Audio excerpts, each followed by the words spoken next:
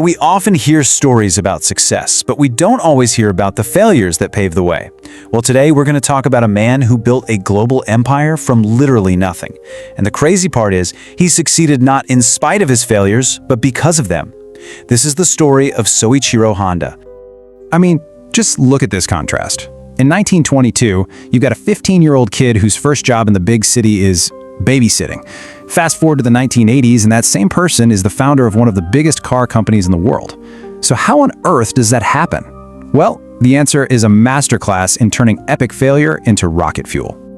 So let's rewind. Our story starts back in 1906 in a tiny village near Mount Fuji. This is where Soichiro Honda was born. He was the son of a blacksmith who also fixed bicycles, so his whole childhood was basically the soundtrack of clanging metal and whirring gears.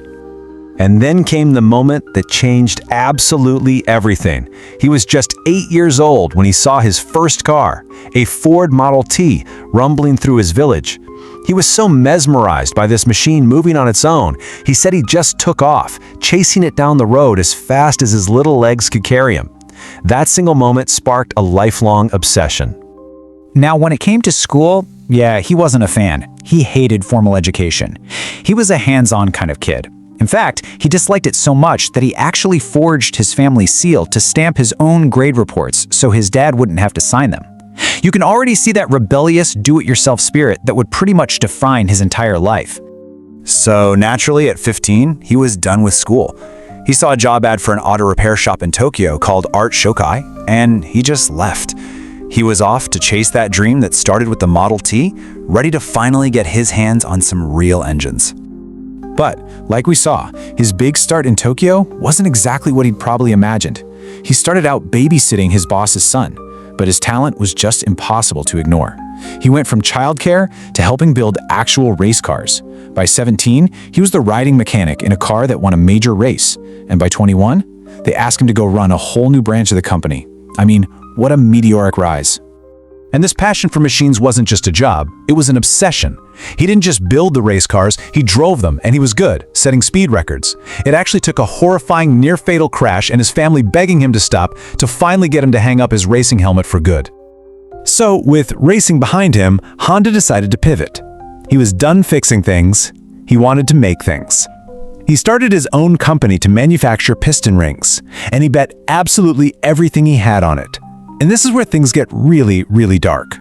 So he lands his first huge potential contract, supplying piston rings to Toyota. He submits a batch of 50 samples, and it's a complete catastrophe. Get this, 94% of them fail. Only 3 out of 50 were accepted. For most people, that's it, game over. But for Honda, this was just the start of his real education. And even after he finally perfected the piston rings, the world just kept throwing punches. During World War II, he was forced to sell a huge chunk of his company to Toyota. Then, a bomb hits his main factory and completely destroys it. A year later, an earthquake takes out the other one. He's left with nothing. He sells the scraps of his dream to Toyota for next to nothing. He had lost everything. But it's right there, in the literal rubble of post-war Japan, that Honda sees an opportunity. The country was in ruins. People were desperate. They just needed a cheap, simple way to get around. Just to find food. And his idea was just pure genius in its simplicity. He sees a resource, a ton of tiny surplus generator engines left over from the war. He sees the need. People need to get around. So he puts them together and comes up with an incredible product. Just strap the little engines onto regular bicycles. But he needed money to make it happen, which led to another stroke of genius. He basically launches a 1940s-style crowdfunding campaign. He writes this really passionate letter to 18,000 bicycle shop owners all over Japan, saying, "I have a way to get our country moving again." The response was unbelievable. 3,000 of them believed in his vision and sent in the money he needed. And just like that, in 1948, the Honda Motor Company was born. And right away, we see him putting those hard lessons about failure to work. His first motorcycle, the Model D, was a flop. It was too big, too heavy, too loud. It just didn't sell. So what did he do? He went back to the drawing board and created its exact opposite, the Super Cub. It was small, light, quiet, and super easy to use. And it became one of the best-selling vehicles of all time. So now he's completely taken over the global motorcycle market. The world is riding on two wheels thanks to him. But he still had that dream from when he was an 8-year-old kid. He wanted to build cars. To really get his strategy, you just have to look at this number, $295. That's how much the Super Cub cost when it launched in the US in 1958. It was a quarter the price of a Harley-Davidson. See, he wasn't trying to beat the big guys at their own game. He just created a whole new game they couldn't play. And he was about to do the exact same thing with cars. He took that same playbook and applied it to the Honda Civic in 1972. He didn't just build another car. No, he built a solution to the world's biggest problems at the time. A massive oil crisis was hitting. People were worried about pollution, and then here comes the Civic. Small, amazing on gas, and cleaner than anything on the road thanks to its revolutionary engine. It was the perfect car at the perfect moment. After that, the growth was just explosive. The Civic was followed by the Accord, another massive bestseller. By the early 80s, Honda was the number 3 car maker in Japan. And just a few years after that, number 3 on the entire planet.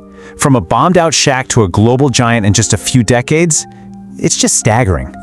Soichiro Honda retired in 1973, having finally achieved that dream he had as a boy chasing a car down a dusty road. He passed away in 1991, leaving behind a powerhouse of a company built on a foundation of brilliant, relentless learning. And really, his whole philosophy, his whole life can be summed up by this one quote from him. He said he felt like his whole career was just one mistake after another.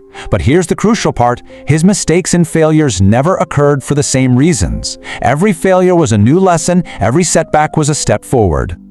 In the end, Honda's story just proves that sometimes the biggest risks are the only path to the biggest rewards. It really makes you think, doesn't it?